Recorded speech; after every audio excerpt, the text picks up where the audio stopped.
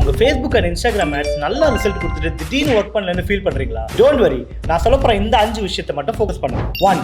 Add fatigue. உங்க audience உங்களுடைய ஆட்ஸை நிறைய வாட்டி பார்த்துருப்பாங்க. திரும்ப திரும்ப பார்க்கறனால அவங்களுக்கு அது போர் ஆகிடும் அண்ட் உங்க ஆட்ஸோட என்கேஜ்மெண்ட்டும் எஃபெக்டிவ்னஸும் குறைஞ்சிடும். இதை அவாய்ட் பண்ண நீங்க டைனமிக் கிரியேட்டிவ் டெஸ்டிங் ஆப்ஷனை ட்ரை பண்ணலாம். 2.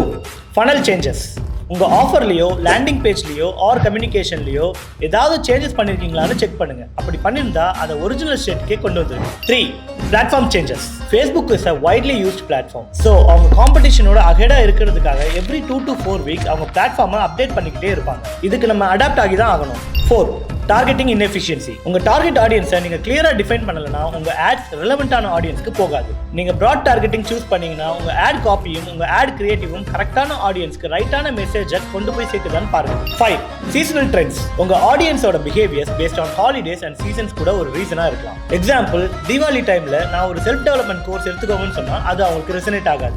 ஸோ இந்த மாதிரி Facebook ஆட்ஸ் ஒர்க் ஆகிட்டு இப்போ ஒர்க் ஆகாம போன எக்ஸ்பீரியன்ஸ் இருந்தா அதை எப்படி நீங்க ஓவர் கம் பண்ணீங்கன்னு கமெண்ட்ஸ்ல ஷேர் பண்ணுங்க.